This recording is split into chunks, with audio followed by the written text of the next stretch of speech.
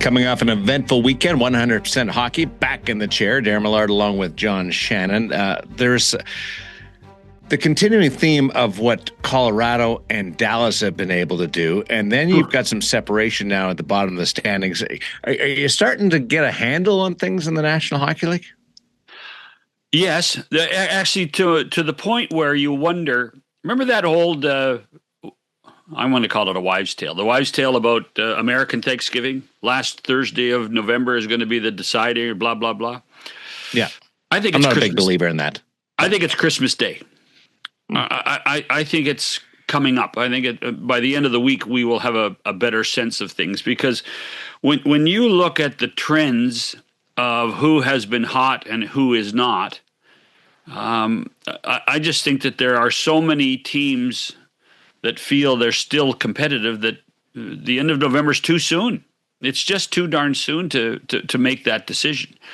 And once we get into the 3-day break later in this week, I think we'll certainly have a better idea. Somebody actually suggested to me that we're almost at the point in the West of knowing the 8 teams. I think we certainly know 7 of the 8 teams. I'm not sure we know the 8th yet, but you consider San Jose still in it as one of those 8 teams? Yeah, I do. Well, that means Winnipeg is out. That means I think that I think right now, what we're going to see is St. Louis, San Jose, and Utah fight for the second wild card spot. But then in the East,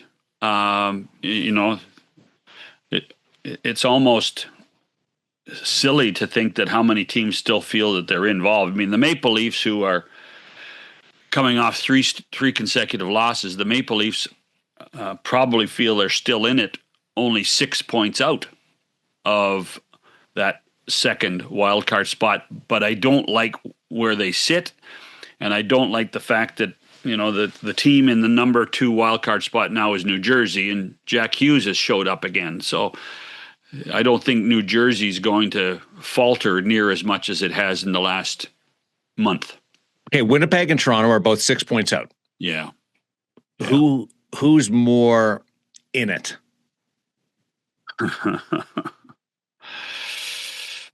Well, I think Winnipeg's still in it.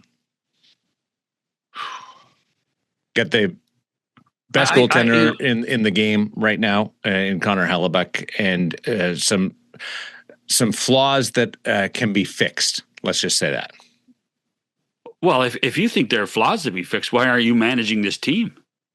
Sheppeldayoff won't ask me. Or I think I'd be a big compliment to Craig Eisinger. Is he returning your calls at all? See, I would tell you that and it's all recency bias. I would tell you that Toronto is actually in better shape, but both of them have been such enigmas in the last little while. 9 days ago, the Winnipeg Jets played a 60-minute game and looked like the team that was so good last year and beat the Washington Capitals at home. But there is no way in the last week that they have done anything to tell you that they are last year's team. They don't play 60 minutes anymore. In St. Louis, it was embarrassing on Wednesday night, and then the last 2 games, Colorado Friday, they were okay. Well, everybody was waiting for the switch to be flipped when Hellebuyck came back, and that hasn't happened. And by the way, Connor Hellebuyck has done his job in all of this. But then in Utah, and I thought Comrie was fine before that. It was okay. They have some flaws defensively. Right. And yet then last night against Utah, I mean, that was as bad a first period, ugly a first period you've seen. It was 3-0. Utah hit a double goal post, could have gone up 4-0 at the puck gone in, and it would have been just it would have been just terrible for the Jets. And yet what they did was they at least clawed themselves back and scored 2 goals late to force overtime, and then lost in overtime. Here's the problem with both of those teams, because I do think there are some parallels. In the last couple of games when they've lost, they look like they're getting back on track. In Dallas, the Maple Leafs played okay for 2 periods, and you thought, wow. I mean, they were out shooting Dallas, I think 21-8 at one point, but they couldn't sustain it in the 3rd period. Winnipeg had nothing going in the 1st period, and they were much better in the 2nd and 3rd. These are teams that, if when they're on a roll, are playing complete games, and neither of these teams right now can play complete games. Winnipeg and Toronto. I would tell you right now, if you're looking at the disappointments in the National Hockey League this year, teams, we always talk about Colorado, best story in the game, fantastic. Dallas, what a great turnaround. Well, not necessarily a turnaround, but what a great story it is with a new coach and Glenn Gulletson, this job he's done. Jake Ottinger's fantastic. And then Minnesota, obviously. So the big 3 are there. And then you talk about disappointments. I think Winnipeg and Toronto might be the top 2 teams on the disappointing list for this part of the regular season. They have not at all come close to expectation. And I think you can see the exasperation on both coaches' face. I think you can see the exasperation on the players. I do think that there are different reasons and there are different approaches in both cities. But I'll tell you what, I just do not think that either team is going to be able to capture anything right now. But that's because of the way they both teams have played in the last week. Both coaches have played the heavy hand in this. Yep. Both coaches have tried to put themselves in front of the challenge and the media, which most coaches should do all the time. So both coaches have dealt with goaltending situations that have been fluid. Right. But Winnipeg was a President's Trophy winner last year, and they're in danger of missing the playoffs. That's a bigger fall off than what Toronto has gone through. Yes, but there is an expectation. You're not wrong, which is another way of saying you're right. You're not wrong. That's Bill Waters used to say that, right? He was, "You're not wrong, Mallard." But there was an expectation that Austin Matthews was going to be one of the best players in the game, and that this team was going to compete for the top of the Atlantic Division. What Winnipeg has done is fascinating, because the storylines of Jonathan Taves and finding replacements for Nick Ehlers, and the expectation that Cole Perfetti would get to another level, all combined with 3 bad injuries to start the season, when you think that no Sandberg, no Lowry, no Perfetti. I thought they got through Winnipeg, that okay. They did. They were 9-3 to start the season. I thought they were fine. But I'll tell you what, and I have said this on local radio in Winnipeg a lot. At 9-3, the only guy that wasn't happy was Scott Arniel, because he kept telling everybody, "We're not playing good defensively. We're not playing well. We need to have better structure."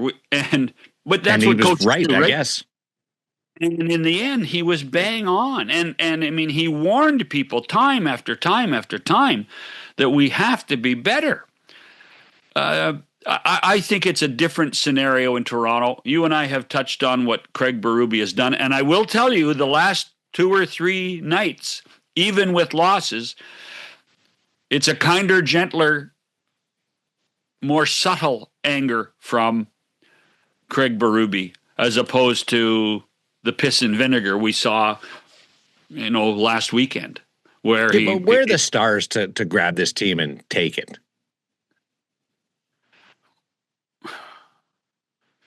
Well, it's not there.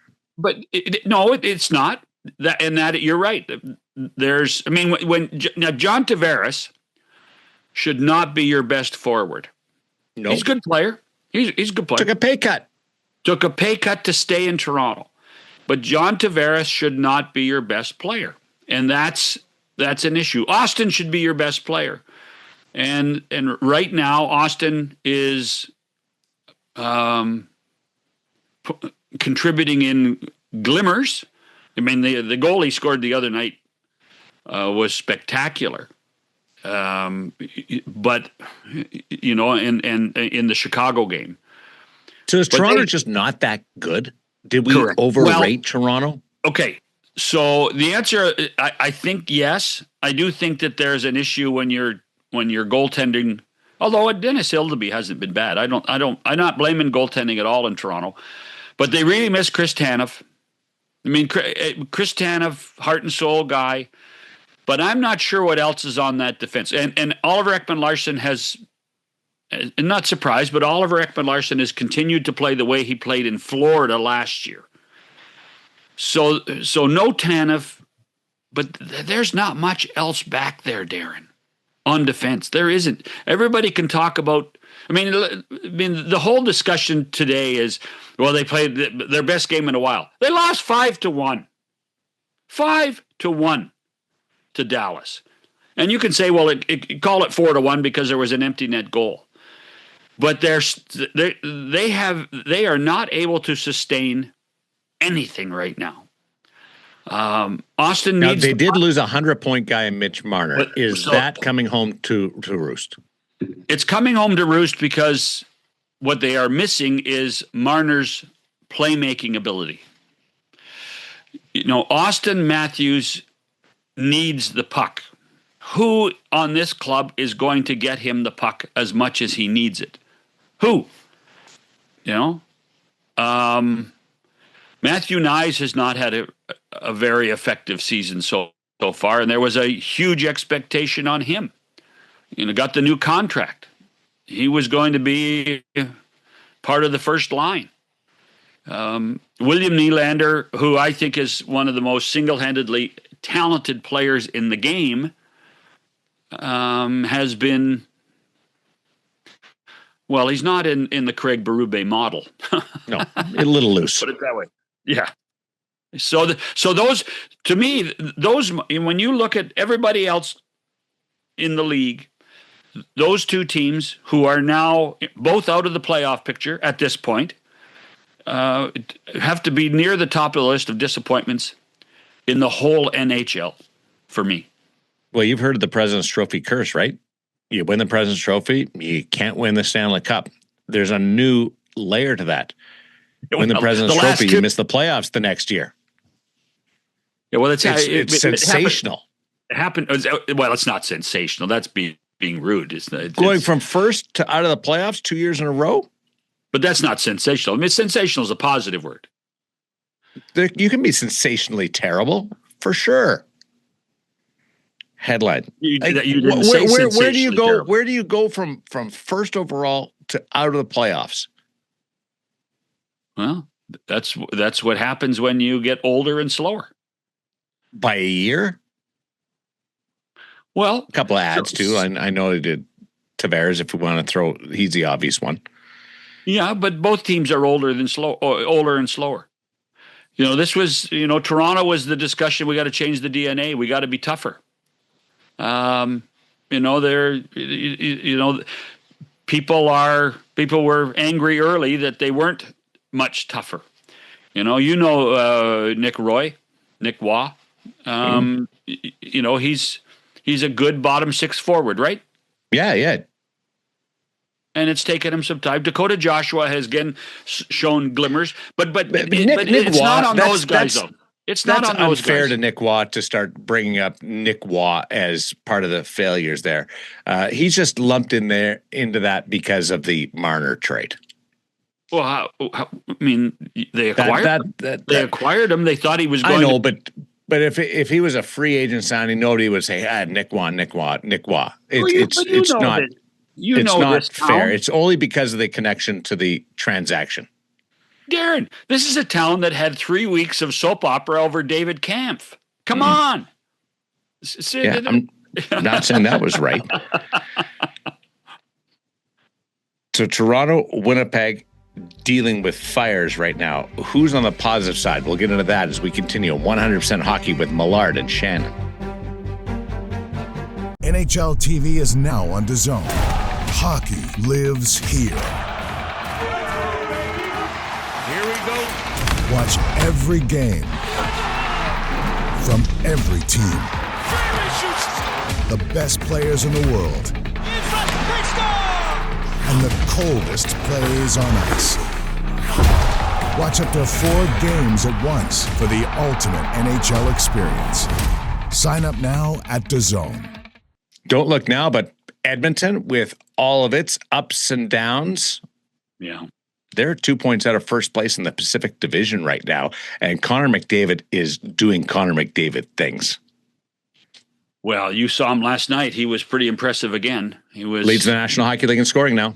So I think he started to hear stories that Nathan McKinnon was a better player, and woke up. Now, them being 2 points out of first place, does that speak to the Oilers or the mediocrity of the Pacific Division? I don't think it's mediocre. You've got teams plus 600 points percentage. Vegas went into the weekend with the second fewest regulation losses. I think it's competitive. Edmonton hasn't been able to put on a really good run, which has caused people to question them, but they haven't lost a bunch in a row either. Well, here's the one thing that I would say about Edmonton. So they've played 37 games, and they've only played 15 at home. So they've played 22 road games. They have been they've been road warriors up until now. What will their numbers be when they play the same amount of road games as home games?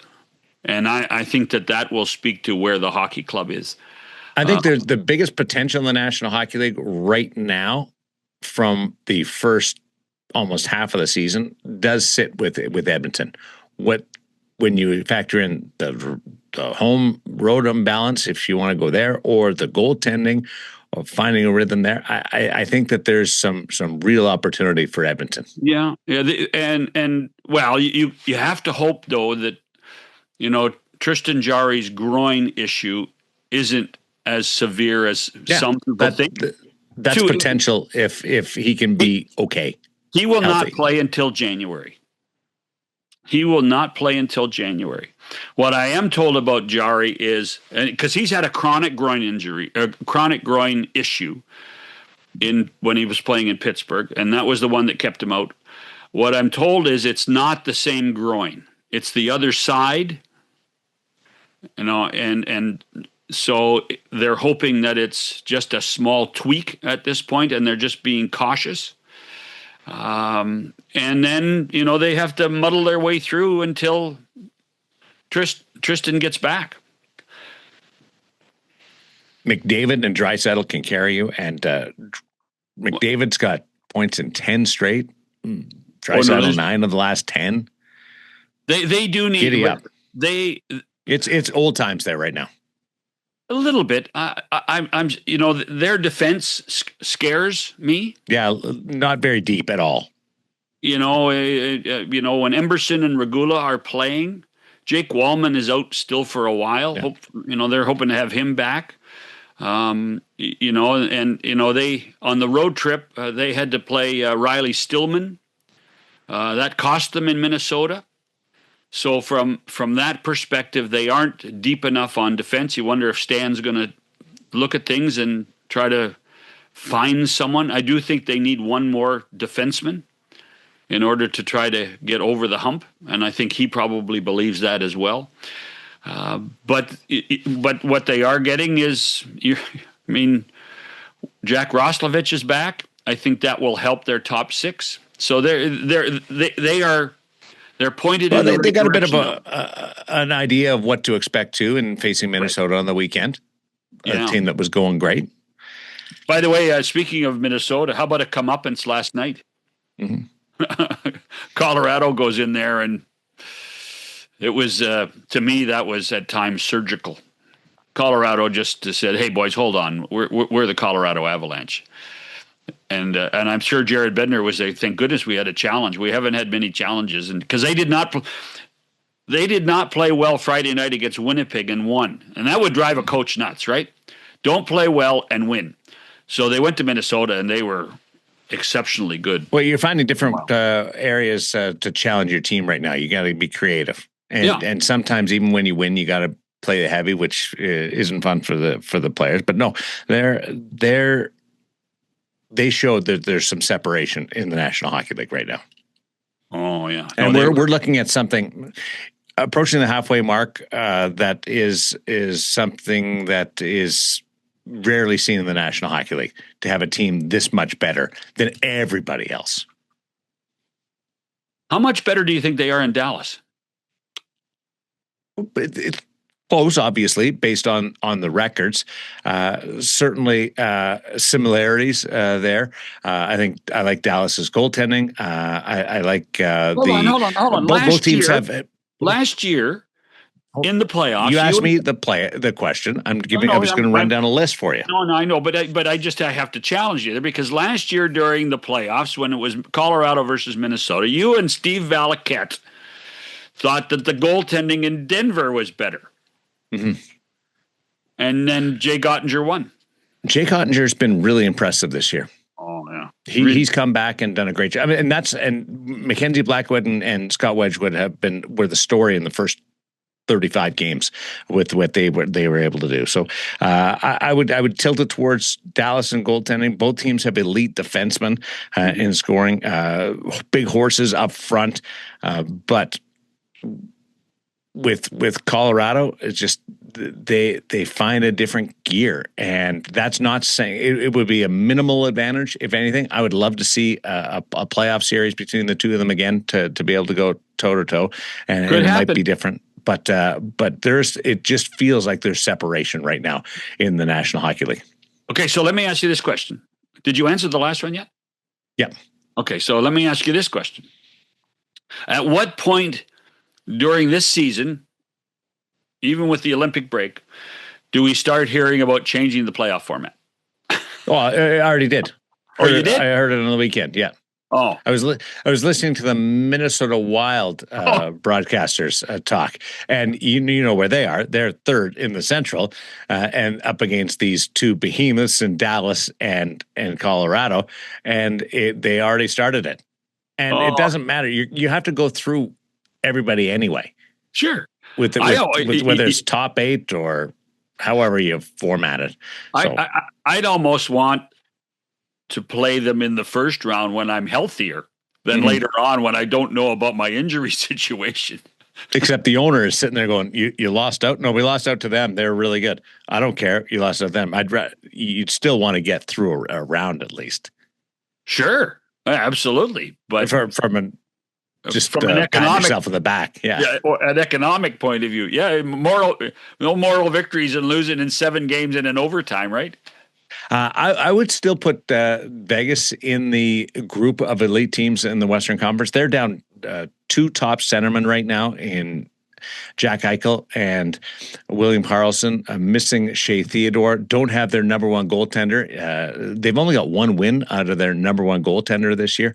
And they've done a lot with less this year than I think people realize. So I would still certainly have the Golden Knights in that mix in the Western Conference. So when Adin Hill comes back, we don't know when that is either.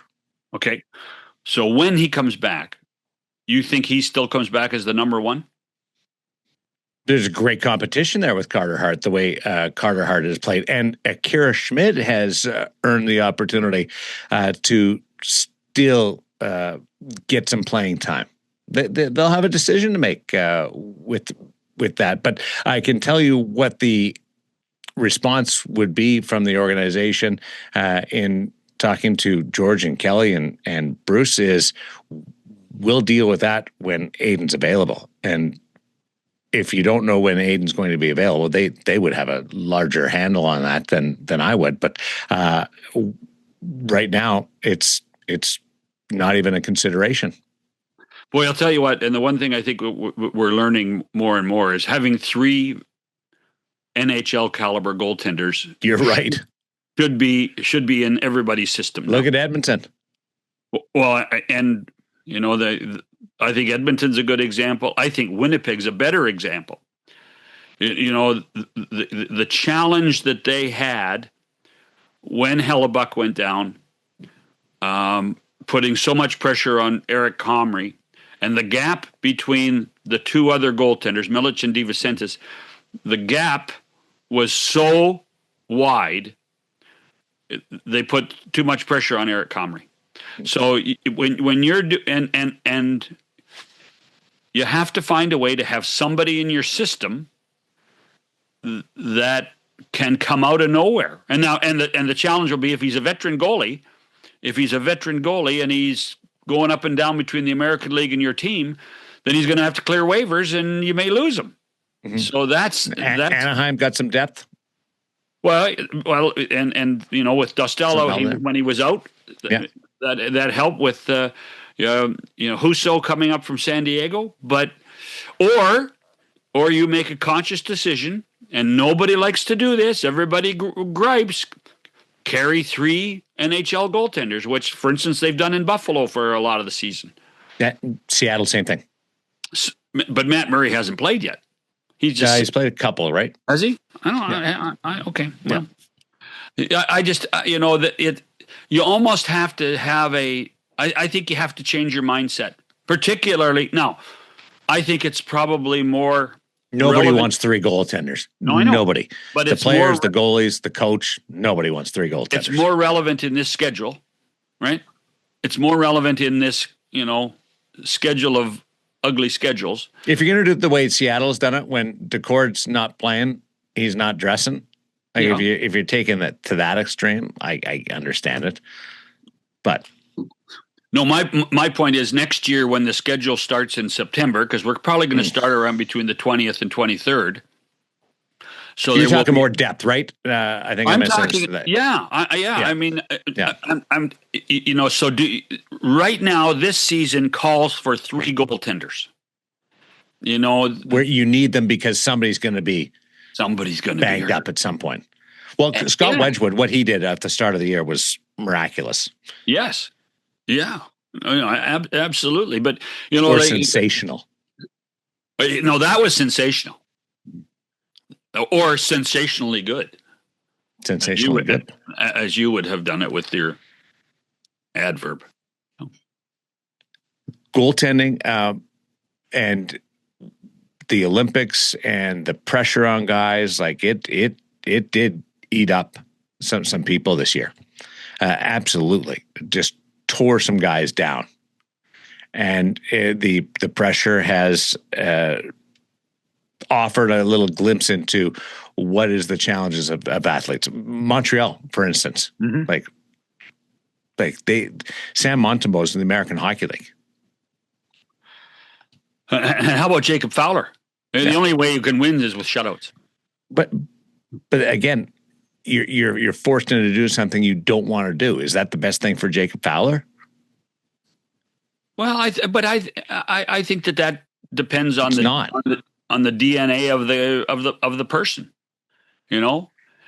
For the most part, if you do a blanket statement about where goaltending is, goaltending needs seasoning. Goaltenders under the age of 24 have a struggle at some point. It's guys that are mature and understand the nuances of the position and the speed of the game. By the time they're 24 or 25, that's the type of guy that you want. But at the same time, there have been successful 20, 21-year-old goaltenders in the history of the game. There's not many of them, but there have been. A couple of teams that have impressed me lately. Philadelphia hangs around. They aren't flashy. They don't go on these 8-game runs, but they're right there. And Buffalo has charged back into it. The Buffalo story is fascinating. Yeah. When you consider that amid an organizational change. If Kevin Adams sitting at home saying this is my team that they're doing this, because there's no, he was fired after they won 3 in a row. I know. So there's 3 more victories, and is Kevin saying that this is my team still? They needed to get their stuff together. They really did. It is his team, to be fair. Yes, it is his team. Yeah. Tage Thompson is an elite player. There's no question. Josh Norris is finally back and hopefully as healthy as he's going to be or can stay healthy. Matthias Samuelsson has been great. Dahlin has been great. Byram has been great. Power hasn't, but that's another story for another day. And they've gotten good goaltending. They really have. So they're finally buying into what Lindy has selling, and we'll see what happens. Is it not classic Buffalo? Like absolutely vintage Buffalo to make a managerial change, a major organizational change in the midst of playing your best hockey of the year. And now the way that they've ripped off a half dozen in a row, more than one fan's going, why'd we do that? Well, here's the thing. This 6-game streak usually happens in March. Yeah. And people start to feel good about the club. The fact that it's happened in December is a real positive for the hockey club. They have some great players. They have some players that are fun to watch. Big challenge now for Jarmo will be to find a way to, if he wants to, is to sign Alex Tuck. And I'm sure he does because he's a Western New Yorker, wants to play there, always wanted to be a Sabre. So and Tuck has played a bit better of late. So most of their forwards have played better of late. So that's been fun to watch. Hardest thing for Jarmo will be not doing something if they're playing great. Well, he's already made 2 changes off the ice. Mark Bergevin's there as an assistant general manager or associate general manager, coming from Los Angeles. And there's some logic to that because Kenny Holland wouldn't stand in the way of anybody wanting to move because he would like to bring some of his own people in, I'm sure. And Josh Flynn, who was the capologist and assistant general manager for Jarmo in Columbus, is now an assistant general manager in Buffalo. And again, that's another case, I believe, that Don Waddell, who has been on the job for less than 2 years, now can start to bring in a few more of his own people into the Blue Jackets organization. So that's the Jarmo effect now, getting rid of Jason Karmanos and bringing in 2 management people. Who do you like more, Ottawa or Buffalo? Oh, I like Ottawa more. Mm-hmm. I like Ottawa more. They're a much better team with Thomas Chabot in the lineup. And Chabot is back, and they were impressive in Boston, boy. They looked so good. And Linus Ullmark is, when he's on his game, he's tough to beat. He really is. I wonder if Ullmark is hearing all the Wallstead Gustafsson discussions about the Olympics for Sweden. Maybe. And thinking he better do a better job. Only a couple of points separate Ottawa and Buffalo, and you were emphatic that you like the Senators more. Because I like Ottawa's top end: Brady Tkachuk, Jake Sanderson, Thomas Chabot. Their stars are stars, and that's not a knock at the guys in Buffalo. Rasmus Dahlin is a star. But I do like Buffalo's. By the way, why haven't we talked about Detroit? It's on my list. Let's do that. Let's do that after the break. Okay. Because there's a couple of other aspects to what's happening in the Atlantic that I want to dig into. We'll continue with 100% Hockey with Millard and Shannon, if Shannon can hold on. You okay?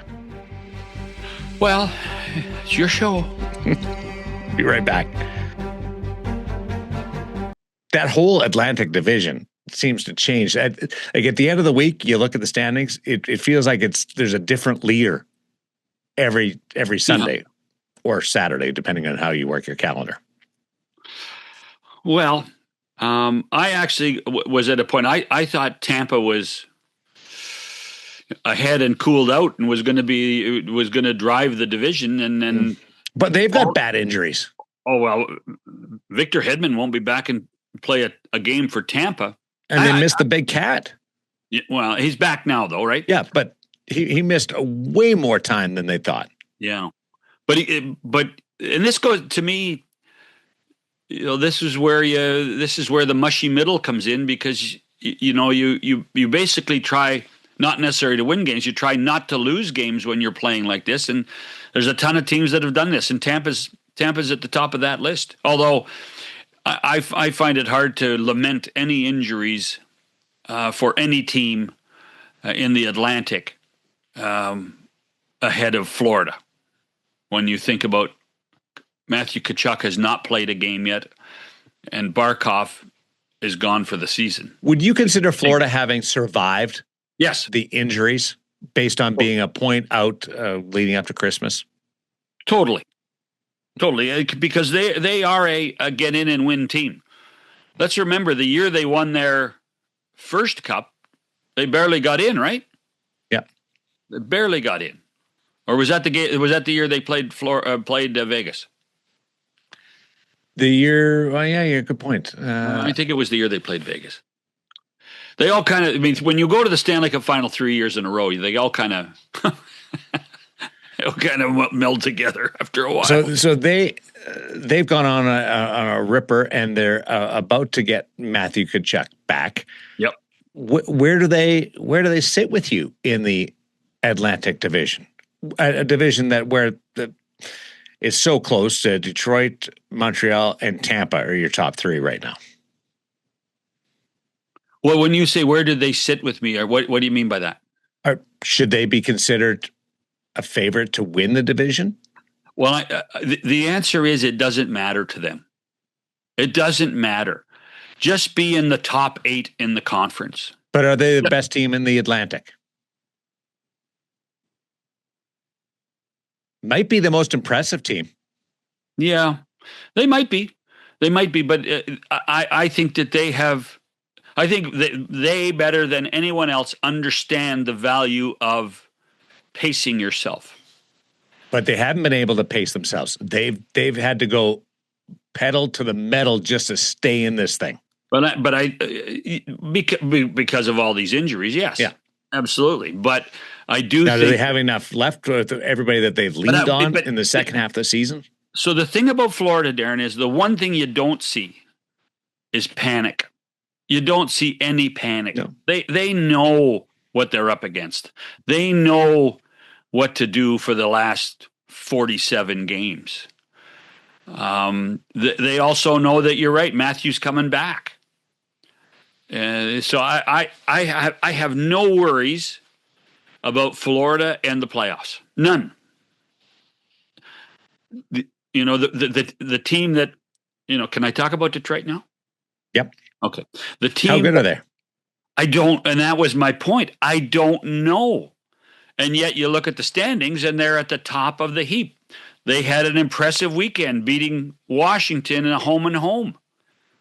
And you go, wow, they played some pretty good hockey there. And Sider was good, and their goaltending was solid. And they beat a team that I think a lot of people have been impressed with this year. Todd McClellan seems to have them playing very, very good hockey. Remember the first game of the year? Well, the tirade after, yeah. Yeah. And I question that loudly. That just oozed panic, and it ends up being calculated and message sending. Yeah.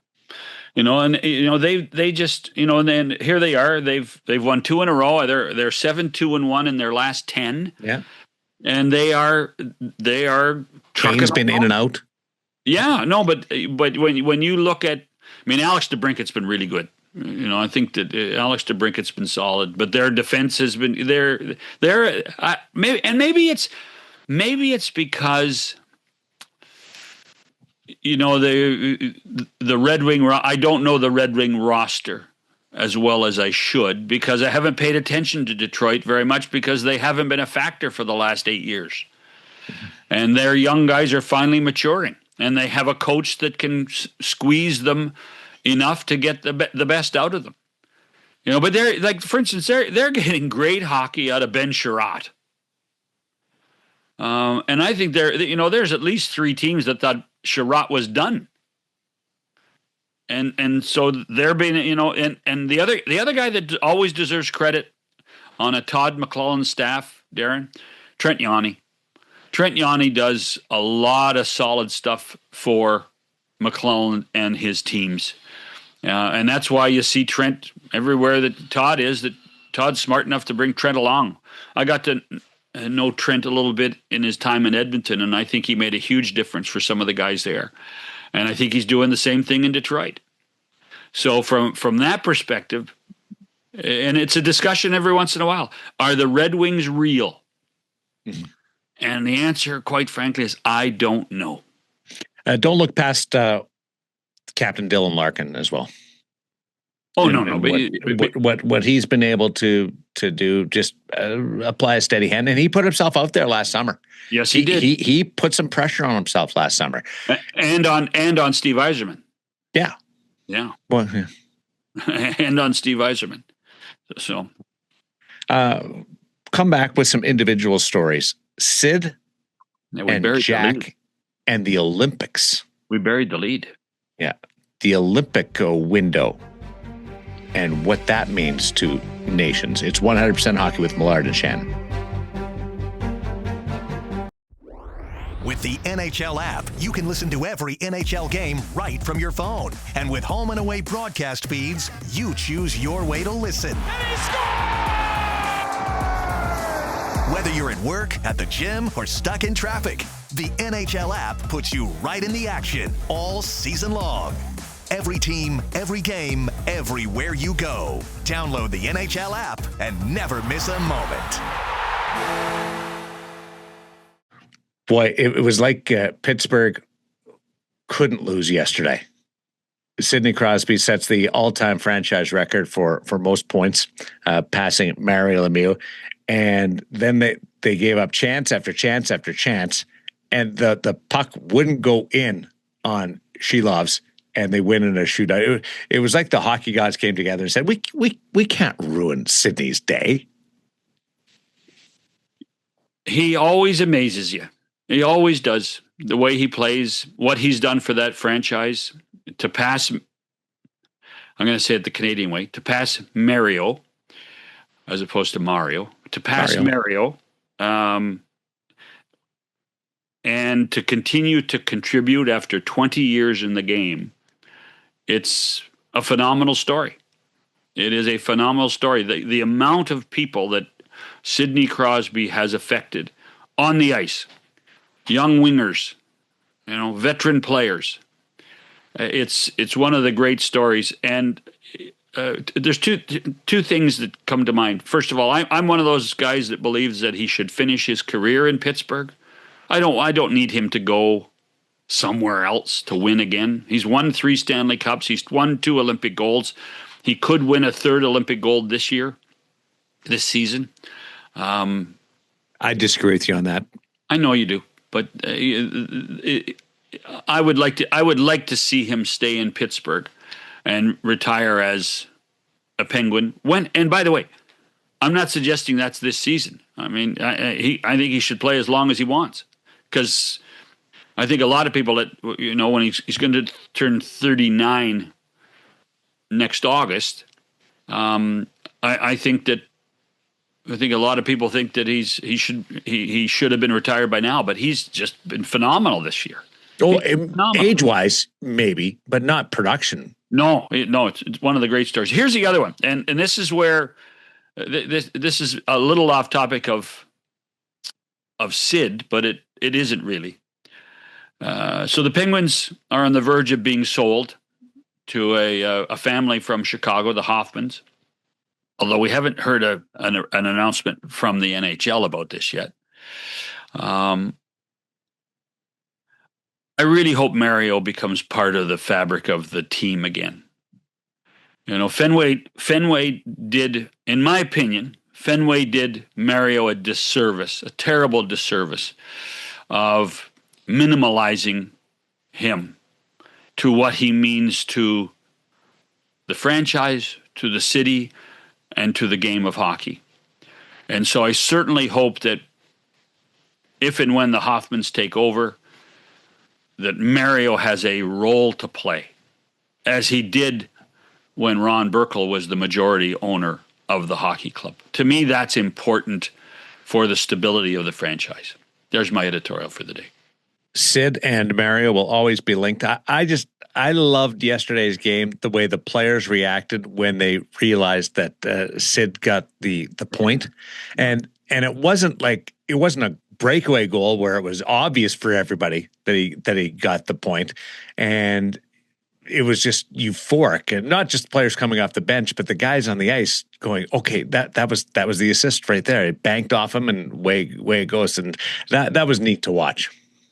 It was. And I mean, the video tribute was fantastic too. The fascination for me on the goal that he got the 17-24 point, because he ended up with more than that before the day was over, was that you don't see Sidney use the slap shot very often. No. And holy smokes, there was a slap shot. From distance, too. I know. There was a slap shot from Sidney Crosby, and I'm going, what's going on here? I actually had to rewind it and say, that was Crosby with the slap shot. Because he's so used to the quick wrister or the one-timer or even better, the backhand. But it was fascinating to see the slap shot there. And I think knowing him, he's probably smiling saying, listen, the slap shot got us an opportunity to put the puck in the net. So I think he would probably enjoy that as well. Great tip. But you want him to. So Pittsburgh's, after being a great story early in the season, Pittsburgh. They're still there, a couple of points out. Yep. But do you think by trade deadline, if they're out, you want them gone? No, I would rather him start the season. Crosby traded. I can see the headline. I would change teams in the offseason if I was Sid. I don't think Sidney Crosby needs to go through a trade deadline acquisition. But I would like him to have a chance to win again. I think it'd be a great story for the playoffs. Even if he wins Olympic gold and three cups, 3 golds. Yeah. If he's going to keep playing somewhere where he has a chance to win. Jack Hughes is playing. Yeah. He announced it himself, and then went out and played. Well, that's what the Hugheses do right now. I mean, between the press conferences where they use new phrases and keep everybody going. That's what Jack and Quinn does it now. And one's on a heater, one sacked it up, right? So he's back, so that's great for USA Hockey. But we are in that Olympic window right now where any injury is going to be the first question is he out for the Olympics? That's what we're at where we're at right now. Yes, but here's the deal. If you get a situation, let's say for instance Jack Eichel, okay? Okay. Actually, Jack Eichel's already has been selected, hasn't he? Yeah. Okay, so that's not a good one. How about Seth Jarvis? Sure. Boy, that was scary. Mm-hmm. Imagine the old posts. No, he would have his femur would have been broken. Yeah. Or his hip. Or his spleen. Yeah. So if Jarvis is on the cusp and you think, well, okay, yes, let's name him, and then by a certain date, if he's not well, then you can replace him from the injured list. You can replace him. So you actually, in many ways, you might be able to buy yourself some more time. Either you get Seth Jarvis at 100%, or he's hurt, and you get to bring somebody else. But he's got to be hurt. Concerned. Yes. Yeah. If he's not hurt, and you just want to make a change because the guy that was on the no. But that's what I'm saying. If he's not ready to go by the time you're going to Milan, then you replace him. So I don't think it's to me, it's not near the concern as it would be if it was like a week Then you had to decide, and then you couldn't change your roster. You have time. But now, if you're out a month now, there's real questions whether you're going to be put on that team based on a couple of days before Christmas. If that's your timeline, that's a hard one to put on the team, unless you're like an unobvious guy. Well, so let me ask you this then: does that taint Connor Bedard's opportunities? I don't know how long he's going to be out. He's not going to play until January. So, yeah, I think it would. Would he have been on your team?